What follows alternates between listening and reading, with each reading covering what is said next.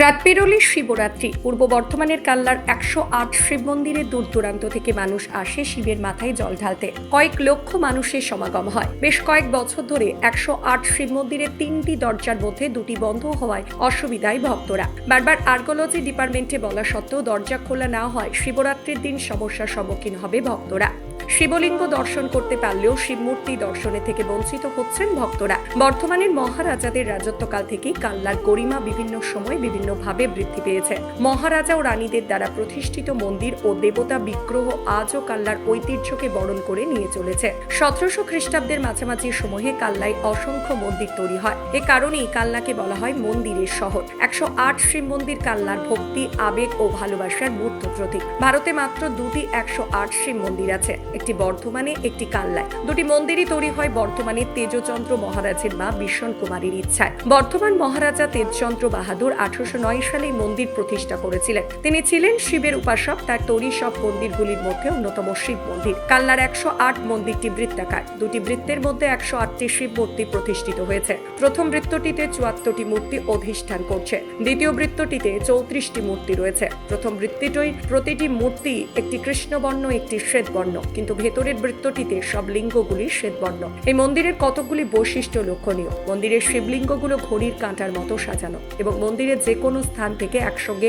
5টি শিব দর্শন করা যায়। ভেতরের বৃত্তের শিবগুলি অপেক্ষাকৃত ছোট।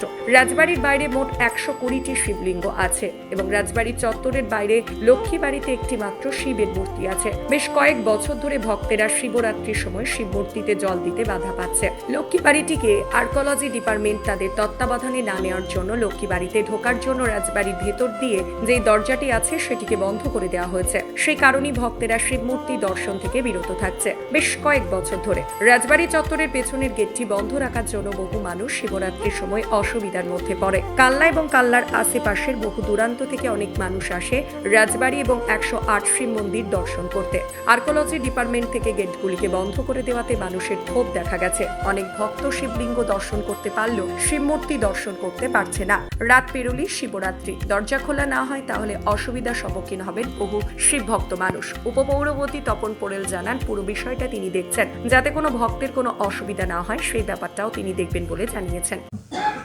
কাল্লায় এসেছি আজকে, অম্বিকা কাল্লায়। তো 108টা শিবলিঙ্গ দেখেছি, কিন্তু শিব ঠাকুরের মূর্তি, শিব মূর্তি আর কি যেটাকে বলা হয়, সেটা দেখতে পাইনি। লোকমুখে শুনে এসেছি। হ্যাঁ, লোকমুখে শুনে এসেছি, কিন্তু বলো না শিবের মূর্তি। কেউ বলতে পারলো না কোথায়? না না এই এরিয়ার চত্বরের মধ্যে না, যেটুকুনি ঘুরেছি সেটুকুনি কোনো রকম কিছু শোনা যায়। আমরা এসেছি দক্ষিণ 24 পরগনা ভাঙড় থেকে। তো এখানে এসে কি কি দেখলে? এখানে শিবলিঙ্গ দেখলাম, তবে এটা ভেতরে এসে বড় যে শিবটা সেটা দেখলাম। ওখানে 108টা শিব দেখেছি। শিবলিঙ্গ দেখেছেন? শিবলিঙ্গ, শিব ঠাকুরের মূর্তি দেখেছো? না শিবটার মধ্যে দেখি। এর আগে এসেছেন? এর আগে এসেছি। শিবলিঙ্গ দেখেছেন? শিবলিঙ্গ দেখেছি, সেম যা দেখছি তাই দেখছি, কিন্তু সে আমার শিব মূর্তি দেখি। এখানে হচ্ছে টোটাল শিবের 21টা রূপ আছে। যেমন 108 শিব মন্দির, তার সঙ্গে আছে আপনার রত্নেশ্বর, জলেশ্বর, তারপরে আছে রূপেশ্বর, তারপরে আছে ভূতনাথ, তারপরে পাশেই শিব মূর্তি আছে লক্ষ্মীবাড়িতে, বিজয় বদ্রীনাথের পেছনে, সামনে পঞ্চরত্ন।